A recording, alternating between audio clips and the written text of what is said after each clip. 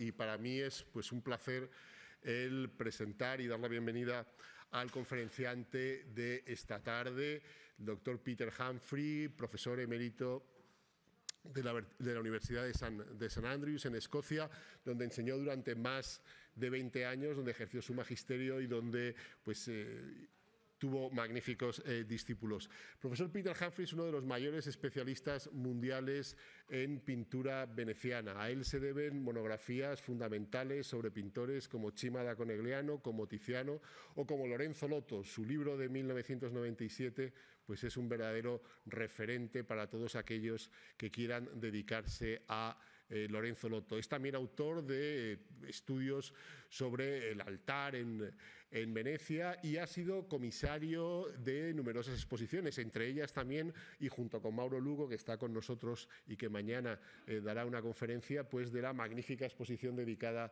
a Lorenzo Lotto que tuvo lugar entre los años 1997 y 1999 en Washington, Bérgamo y París, y que supuso un redescubrimiento del pintor después de bastantes décadas de semiolvido, por lo menos en el terreno de las exposiciones. Ha sido comisario también de una exposición celebrada en la National Gallery de Escocia, dedicada precisamente al coleccionismo de pintura veneciana en Escocia, a la exposición dedicada a los tesoros del Museo de Glasgow, y pues, su labor se ha visto recompensada de miles de formas, entre otras cosas también por el gobierno italiano. Hoy simplemente quería darle las gracias por aceptar nuestra invitación y les voy a hablar sobre el gusto por las obras de Paolo Veronés en la corte de Carlos I de Inglaterra, un tema que en principio puede parecerles un poco lejano, pero que como verán no lo es tanto y que explica por qué algunas de las obras de Veronés que tenemos en el Prado llegaron a España. Muchas gracias.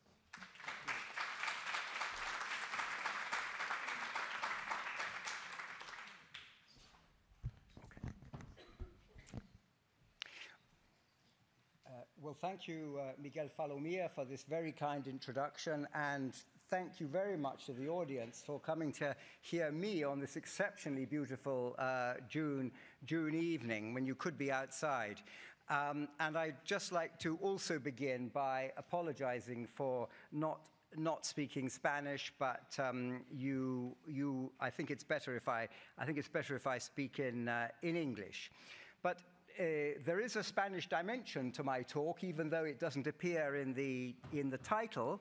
But my main focus is naturally on London, and I would like to begin with this view of the exterior of the Royal Academy of Arts in London in March of this year, when there was a very beautiful exhibition on King Charles I, King and Collector. And this refocused public attention on the extraordinary cultural achievements of the reign of Charles I.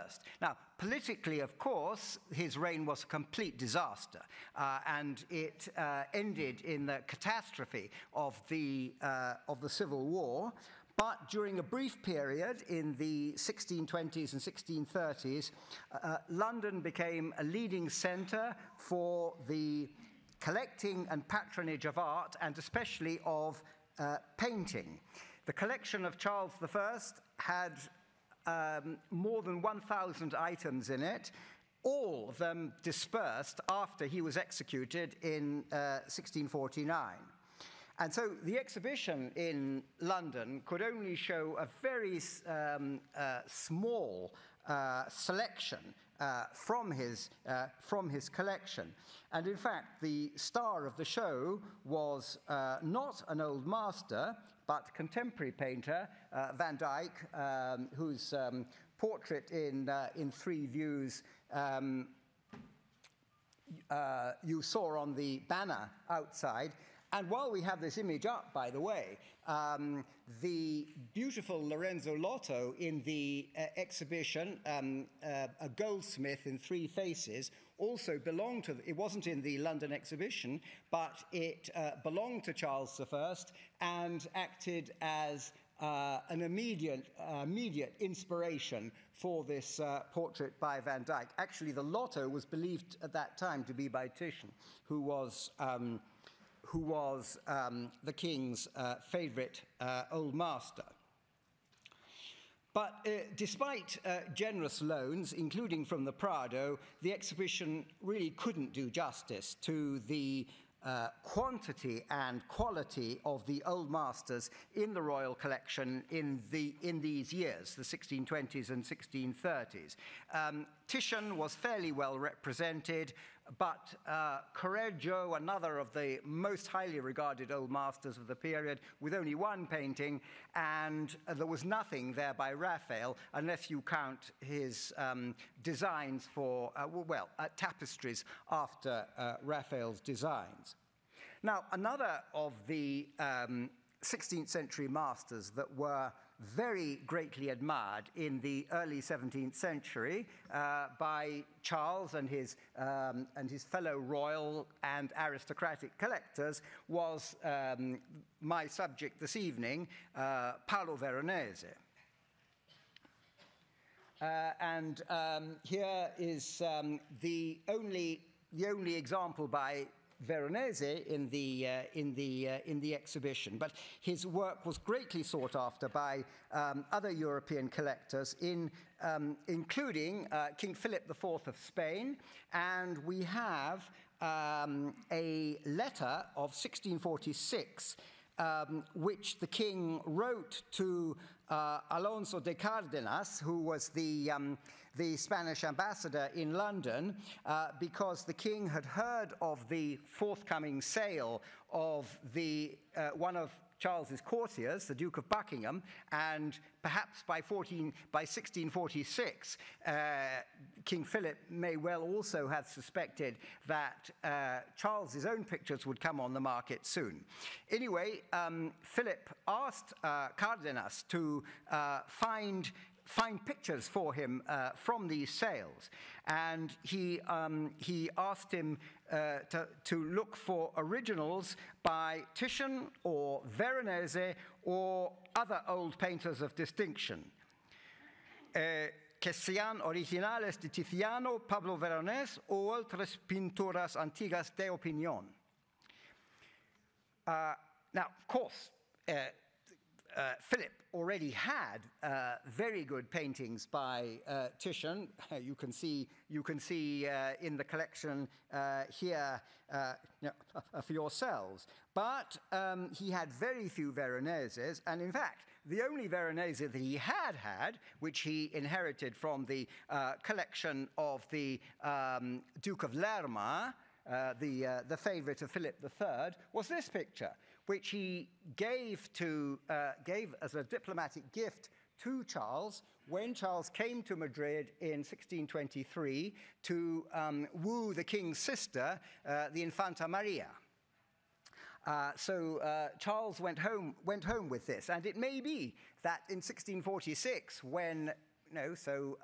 2 decades later, when Philip was on the lookout for paintings by Veronese, he was thinking that this was a good moment to get this one back, which in fact he didn't succeed in doing, but he did get a number of other paintings at the time, including this wonderful Titian of the Holy Roman Emperor Charles I of Spain, which for some incredible reason he gave to Charles in 1623, but managed to get back after the king's execution. And these two pictures were hung opposite each other in the exhibition at the Royal Academy in London. And there were good examples of the work of Veronese in the other main collections in London at this time, that of Charles himself, but also of the Earl of Arundel, the Duke of Buckingham, and also the Duke of Hamilton. And I'm going to talk about all these four collectors. But before 1649, before the execution of the king, about the end of the Civil War, though I've calculated there were about 60 paintings by Veronese in London, which is more than anywhere else outside Venice. It is certainly more than well, as I've just implied, in the Spanish royal collection or in the imperial collection in Vienna. But after the catastrophe of the Civil War, many of them, most of them, in fact, ended up in Vienna or in the imperial collections in Vienna or Prague, but some of them came to Spain, and I'm going to mention some of these this evening. Now, about 10 years before Charles's visit to Madrid in 1623, there occurred probably the first important shipment of Venetian paintings to London. In the 16th century, the previous century, it had been almost impossible to buy paintings from Italy because of the religious divide and the fact that English collectors were not allowed to travel on the continent, especially not into to Catholic countries.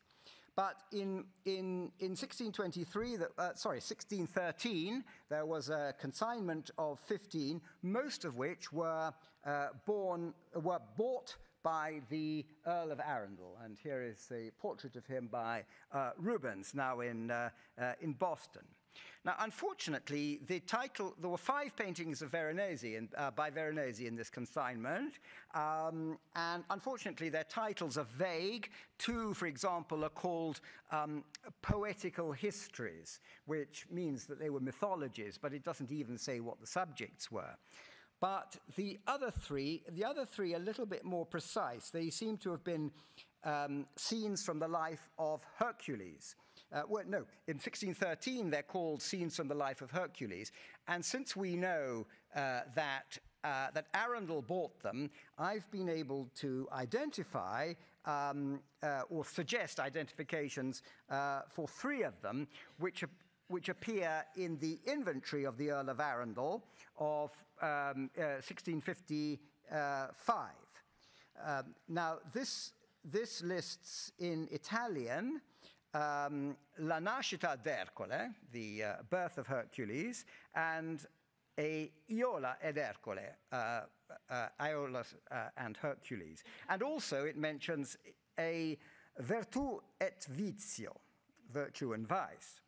And all 3 of these were bought by Cardenas for Luis de Haro, and for his own for Haro's own collection, but with the idea perhaps that they would eventually pass to the king. Now, the records show that these 3 paintings weren't all of exactly the same size. In fact, the birth of Hercules was much larger than the other 2 and included many figures. It's a bit hard to visualize this painting. Why would the birth of Hercules be large and need a lot of figures? But anyway, this is how it's described. But the other 2 had only 3 figures each, and they were described as a pair. And we know that Luis de Haro kept the larger painting, the birth, but he gave the smaller pair to Philip. And I would suggest that these 2 pictures that had belonged to Arundel and that come to London in 1613 were these 2.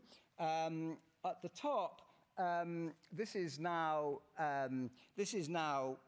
thought to be just an allegory, but it corresponds very well to the idea of virtu e vizio.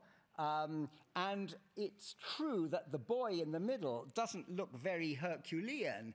He looks like he's a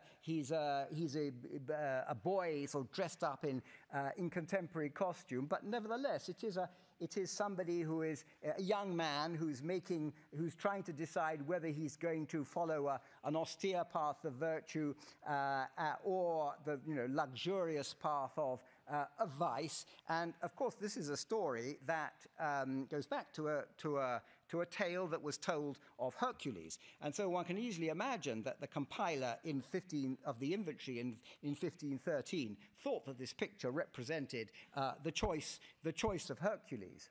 And this other one is now is now thought to represent the family of Cain, and it's a very rare subject indeed. It's hard to think of any parallels. And again, I think you can see why a compiler of 1613 might think that this represents Hercules and his wife, Iola. He's wearing a skin and he's got a club, and this, of course, is the outfit very often worn by Hercules. Except Hercules and Iola didn't have a child, and so this is an argument against this being what the subject is meant to be. But again, it's easy to see how it was thought that this is what the subject represented. Anyway, all 5 of these paintings by Veronese, acquired by Arundel, were in Arundel's town palace on the Strand between 1613 and his departure from England at the outbreak of the Civil War in 1642. So these 2 pictures are of great interest, if I'm right in connecting them with the 1613 inventory. They're of great interest as the earliest Veroneses in London.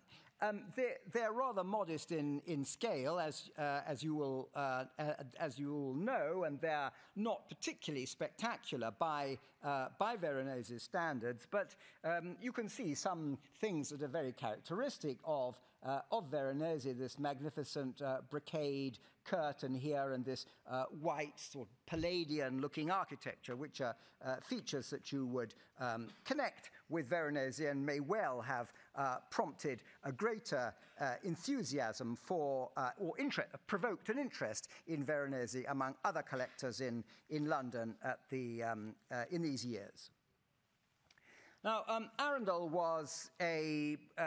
is very important in the history of collecting in England. He's seen as a very important pioneer. He was considerably older than Charles, and in some respects he acted as a sort of mentor for him.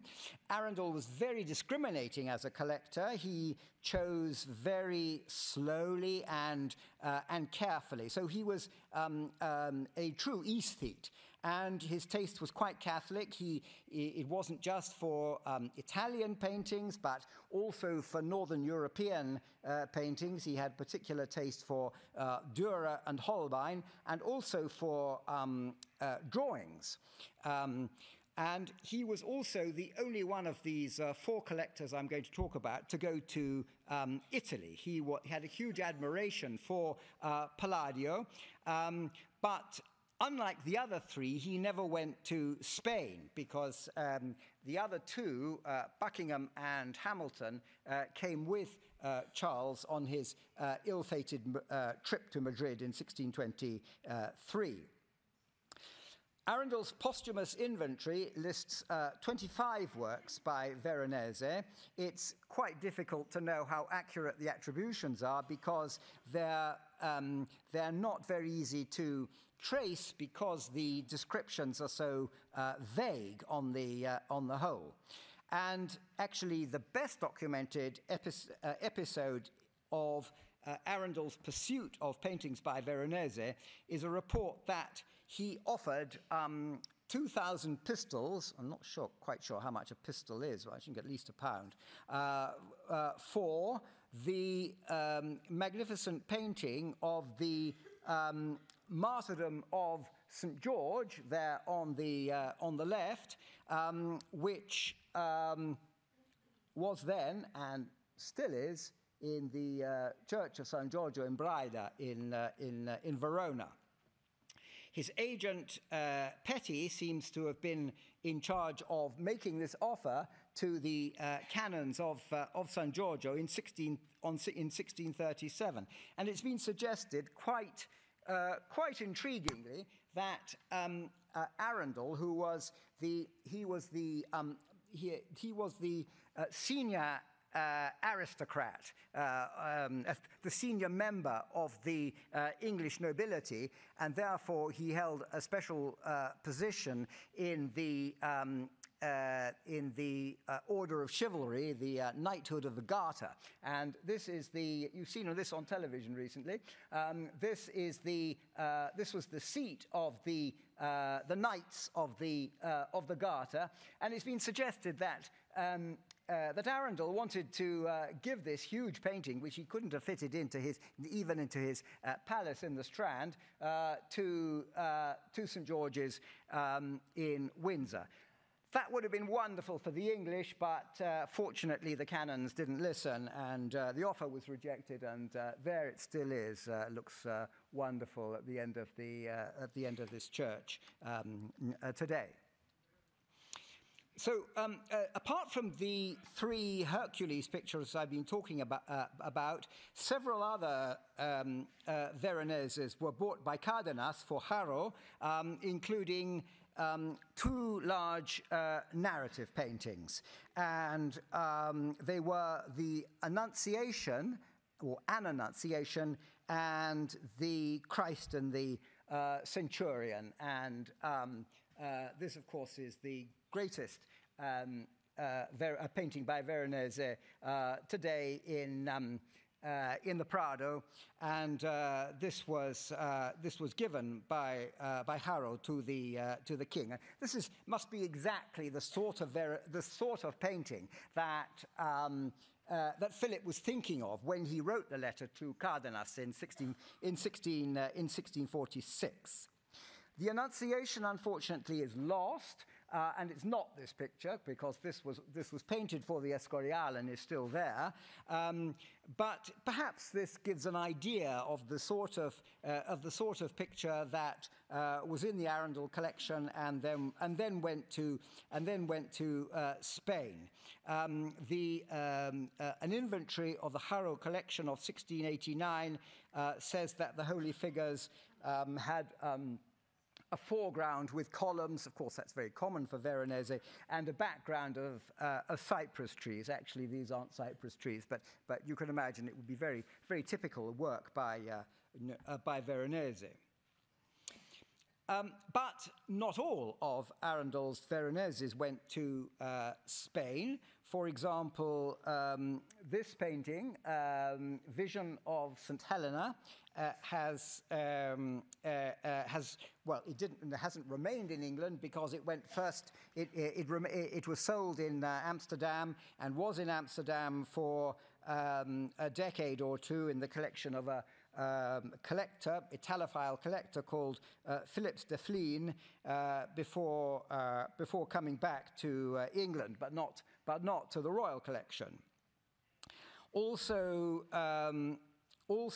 in Arundel's collection was this, a fragment of a large altarpiece which Veronese had painted for the Church of San Francesco Grande in Padua, and it was in these years that it was vandalized, and the lower part of the painting was cut off. The upper part with Christ, they left in the church. There are different stories about how this came about. And in fact, one mischievous story circulating in the 18th century said that Arundel had commissioned this act of vandalism because he wanted it. I think that might be a little bit unfair, but it was probably done speculatively. The vandal, cut this out and then tried to find a buyer. But Arundel certainly knew that this was a fragment, and he knew Padua well. He had a villa there, and so would certainly have known where this had come from, and he didn't give it back to them. Now, this was bought by a pair of brothers called the Imranstedt brothers, who were in fact the nephews of a very important collector indeed, the German Cologne banker Eberhard Jabach, who was another of the beneficiaries of the spoils of the Civil War, many of which he sold to Cardinal Mazarin in Paris and ended up in the collection of Louis XIV. But rather surprisingly, Jabach didn't buy any pictures by Veronese, and so none of the Veroneses in the French royal collection seem to have come from Arundel, or indeed from any English collection. And it seems that Louis XIV preferred to go to look for, he loved Veronese and bought a lot of them, and he wanted to have, he tried to buy the huge wedding feast at Cana, which is indeed today in the Louvre, but wasn't bought there until Napoleon. But he did succeed in buying this from the church of from the refectory of the Church of the Servi in Venice. Well, so much for Arundel. So I'm turning now to the Duke of Buckingham, who is another major collector of art at the courts of James I and Charles I. This wonderful picture could have been in the beautiful exhibition here, because it is only a sketch. It's an oil sketch for a larger picture, but I guess it couldn't come because it has only recently been in the Charles I exhibition in London, so now in Fort Worth in Texas. Buckingham was a favorite courtier of both Charles and, before him, his father, James I, and he enjoyed a meteoric career. He came from almost nowhere, a sort of landed gentry, but he quickly ascended the ranks of the aristocracy. They showered honors on him, and you can see what a flamboyant personality he is. Rubens has captured his character absolutely perfectly. This kind of riding along on a prancing horse, completely nonchalant, with all these allegorical figures that Rubens was so good at, glorifying the Duke. Now, the Duke started collecting seriously in 1619, so that's after Arundel, but before Charles. And he was, by the time he was assassinated in 1628, so only 9 years later, he had accumulated 300 or more paintings. And his taste wasn't as broad as that of Arundel. He loved Venetian painting, and Rubens, of course, as well, who was a sort of honorary Venetian. But he's very much a personality. He's completely sort of lacking the refinement of Arundel as a collector. He was not a connoisseur. He just sort of followed fashion, and he had huge sums to spend as a result of the success he enjoyed with James and then Charles. He made extensive use of a curator, Balthazar Gerbier, who while Buckingham played politics in London, Gerbier went off to the continent with his purse full of money to buy pictures for Buckingham. In 1619, he went to Antwerp, where he bought at one go 11 paintings by Veronese from the recently deceased Duke of Buckingham. And then a couple of years later, he went to Italy, where he bought what is really what was the jewel of his collection, the large, magnificent Ecce Homo by Titian. Now, there exist two inventories of the collection of Buckingham, and altogether he owned about 20 pictures by Veronese, and they included highly erotic version of the subject, which was a little bit too erotic, actually, for the widow of Buckingham, who gave it to Charles in part exchange in 1634. So this sort of painting was obviously to Charles's taste, or the subject, as well as the artist. Now, unlike in the case of Arundel, the Veroneses that belong to Buckingham are mostly recognizable because most of them were bought en bloc by the Archduke Leopold Wilhelm, who was the brother of the emperor and was the governor of the Spanish Netherlands. And Leopold Wilhelm bought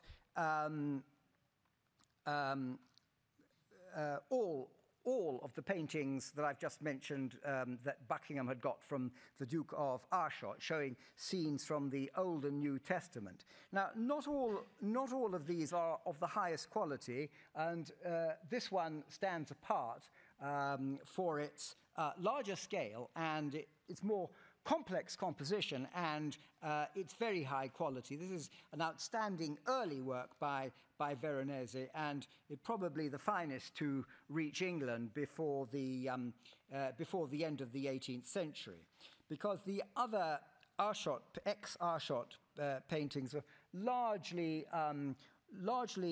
workshop quality, as one can see if you compare the Christ and the Centurion that had belonged to Buckingham with the larger, more beautiful version that had belonged to Arundel. You see, the composition is considerably simplified by this date.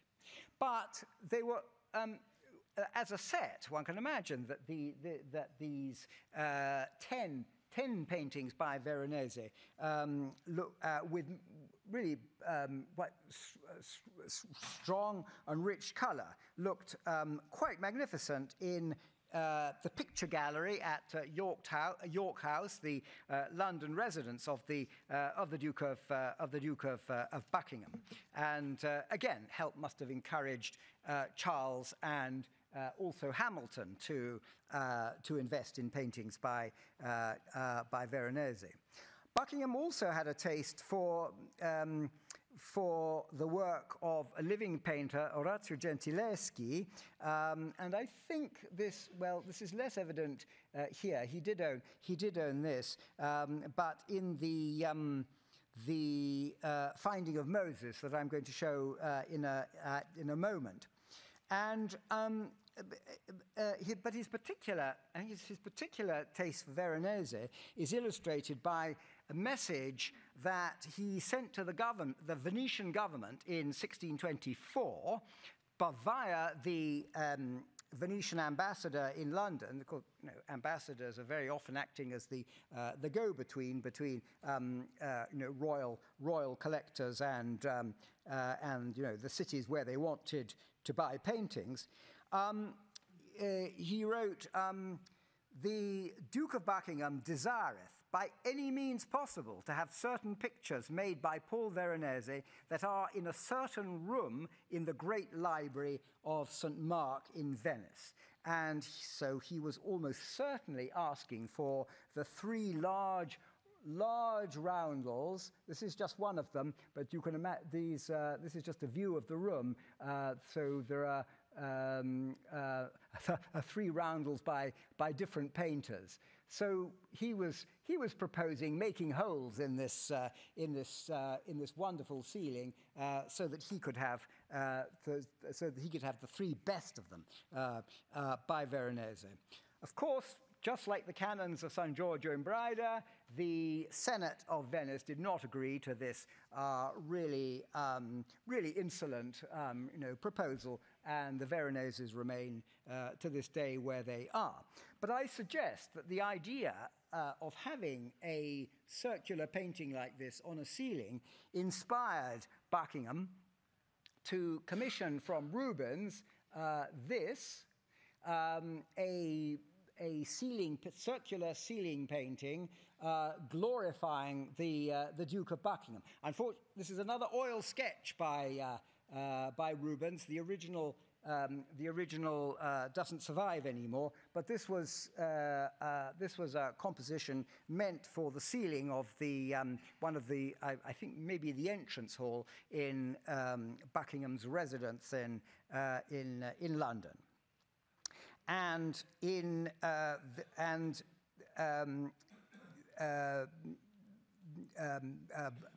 Rubens met Buckingham in 1625 in Paris, which was when he painted the equestrian portrait, the sketch of which I showed earlier.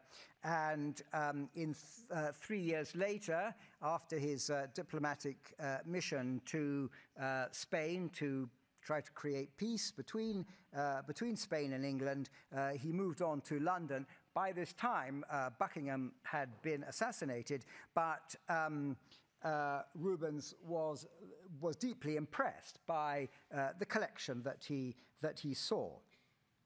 Now, 2 years before this, 1620 to 21, another Flemish painter had visited London and had access to the Buckingham collection, and this was Van Dyck.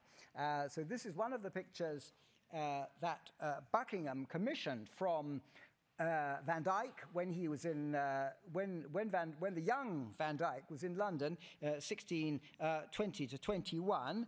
Now, of course, one can see many artistic influences here. Most certainly Titian, most certainly Rubens, of course. But I think with this sort of narrow foreground, the white architecture, the sort of elegance, the sort of long white arms, I think, and the enjoyment of different textures, I think this is also indebted to Veronese.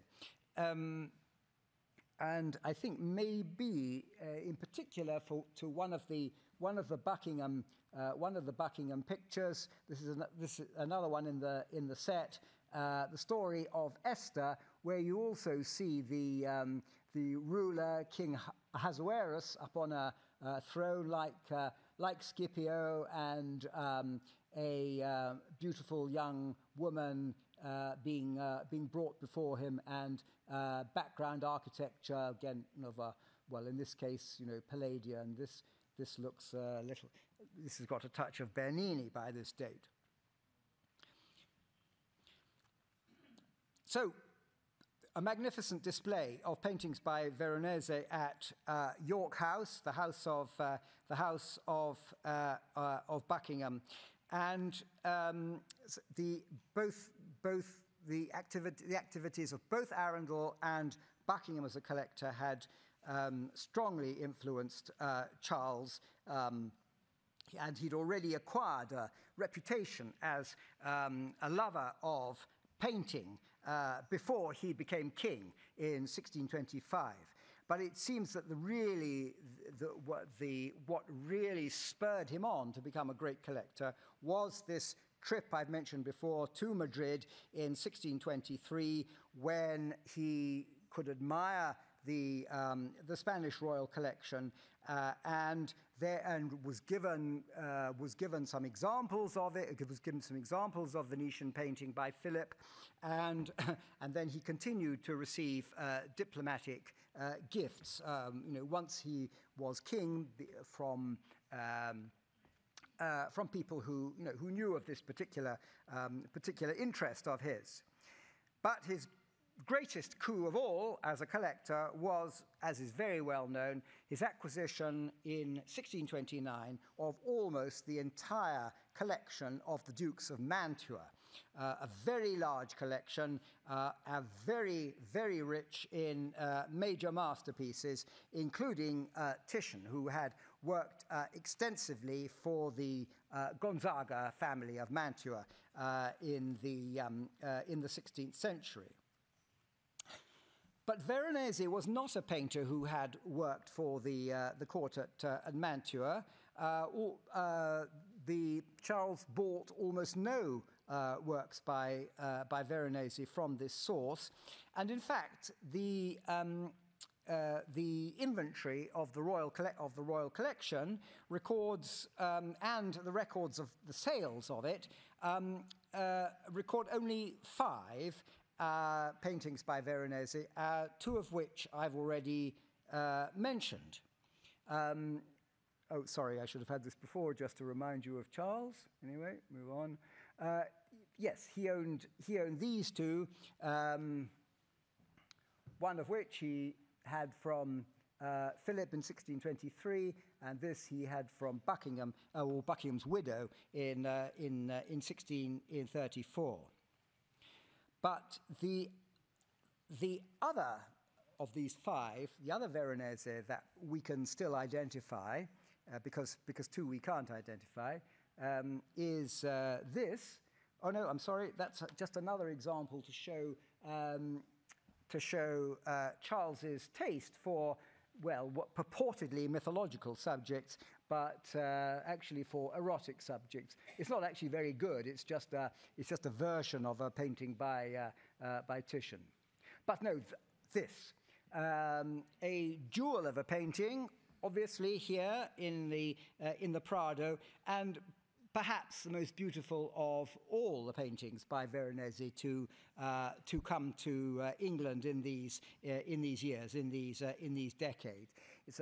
It's blown up several times in this image on the screen. It's work that requires intimate viewing, and the delicacy of touch here reminds me of the 18th century, of Watteau, the Fête Galante, this sort of thing.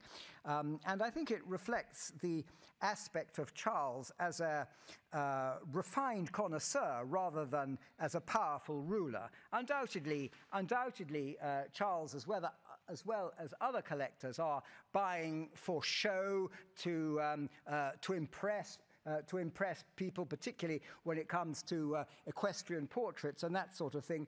But very few people would see that. It would be his an intimate circle who would appreciate the beauty of this sort of picture.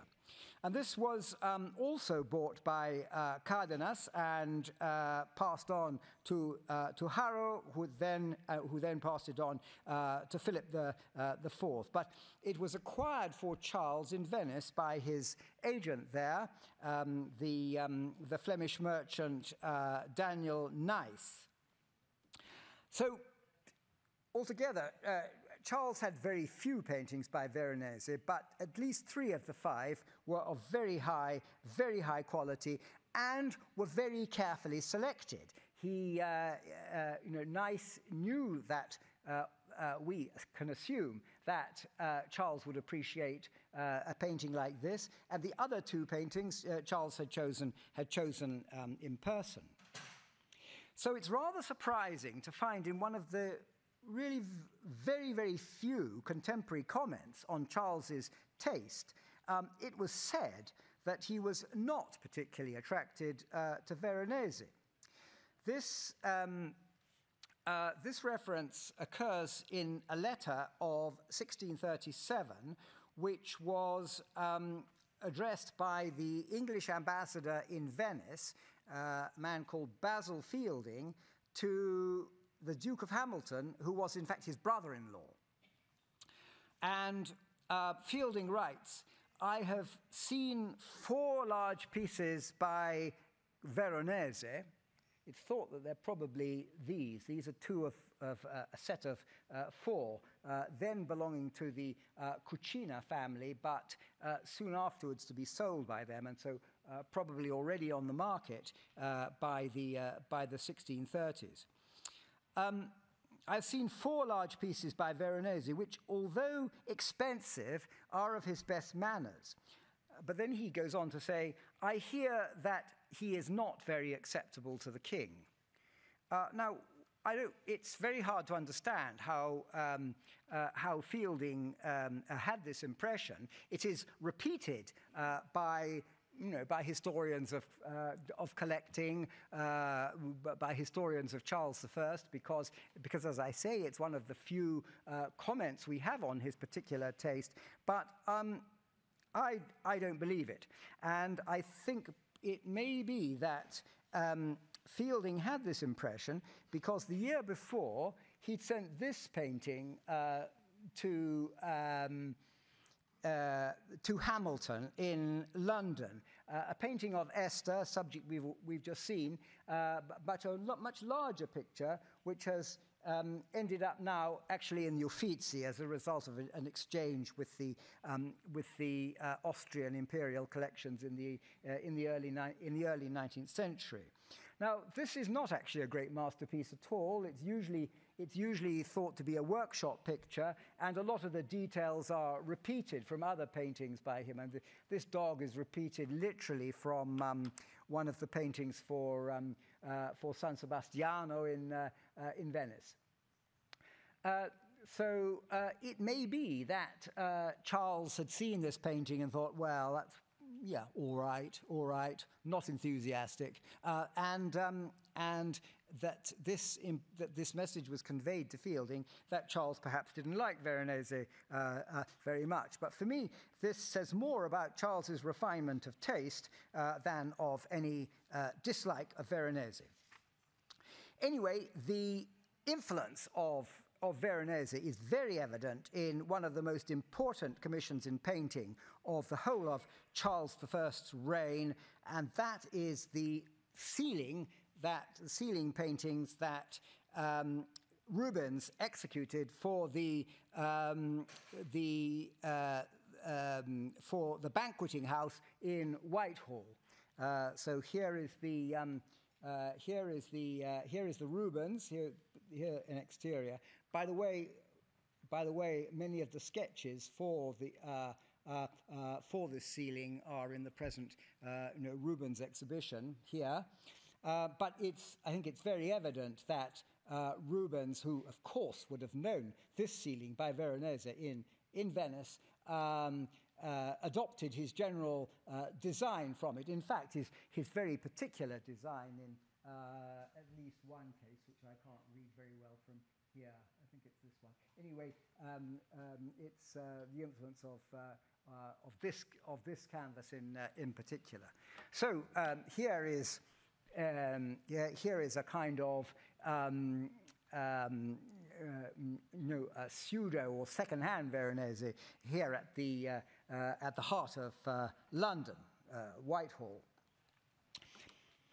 And but also, I mentioned now Gentileschi, and I think there is may well be some connection here that Gentileschi would have known this picture when it was still in London, and this is of course a wonderful virtuoso display of silks and other fabrics of the pharaoh's daughter in a landscape. Of course, they're completely different scale, and Gentileschi had many other sources besides Veronese, but I think it's quite interesting that he certainly would have known this picture. Also, the feathery trees are so typical of Veronese.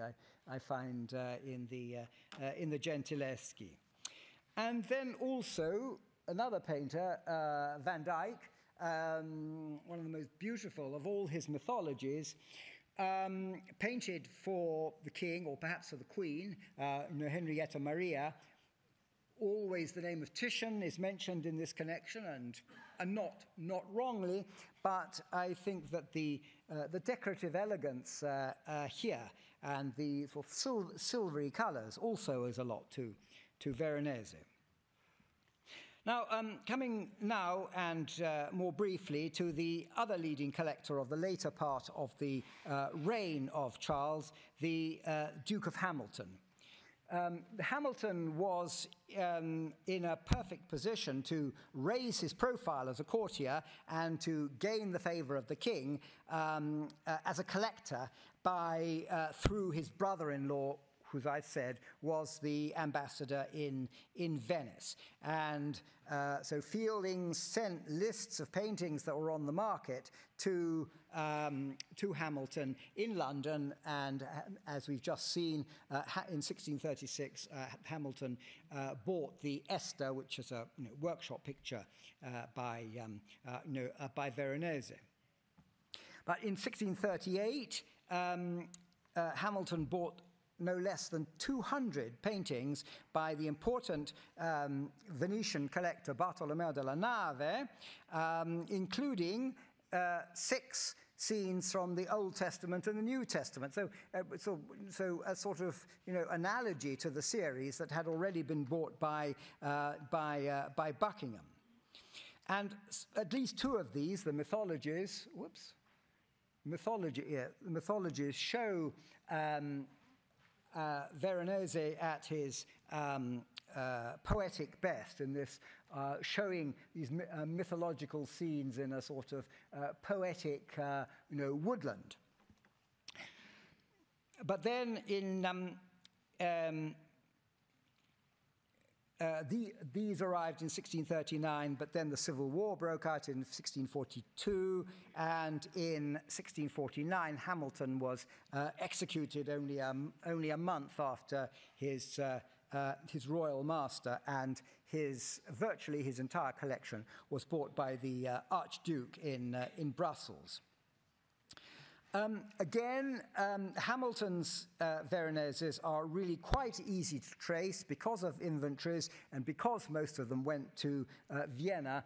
And in this 10 years here in the Prado, you can see several of the Veroneses. There's one that belonged to this set of scenes from the Old and New Testament, which had been bought from Bartolomeo della Nave by Hamilton. Well, I've been talking about 4 main collections, but there were a number of other smaller collections in London in these years, which also included works by Veronese. For example, in 1651, the Spanish envoy in London, Count Fuensaldana, sent 44 pictures to Harrow from unnamed English collections. So unfortunately, we don't know who they belong to, but 2 anyway have ended up in the Prado. They came from English collections, and then 2 more also came to Spain at this time, but later left. They've ended up in the Doria collection in Genoa. And also with these was an Ecce Homo, which in 1667 was in the sacristy of the Escorial and was described as one of Veronese's finest pictures, but unfortunately soon afterwards it disappeared, so it's gone. We don't know where it is. So to sum up, there were about 60 paintings by Veronese in England before the Civil War. Some absolute masterpieces, others less good, but still quite attractive. And of all of these, of this 60, only one stayed in England and was not re-exported to continental Europe. And so this painting that he received as a gift from Philip in 1623 is today in Edinburgh. And the next 150 years showed really very little appreciation of Veronese in England. And this is in absolute contrast to France. The kings of France, Louis XIV, Louis XV, and Dukes of Orleans were totally in love with Veronese and bought huge amounts of them, and a large number of the works, all the works, all the Italian works from the Orleans collection came to London at the end of the 18th century, and so it was then that Veronese's critical fortunes in England started to revive, and this opens another chapter of the taste for Veronese in England. Thank you.